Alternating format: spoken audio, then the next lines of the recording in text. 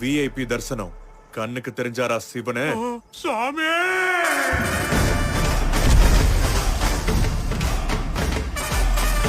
டேய், நீ ஒருத்தன் அடிச்சுட்டா கடவுளாயிருவியாடா?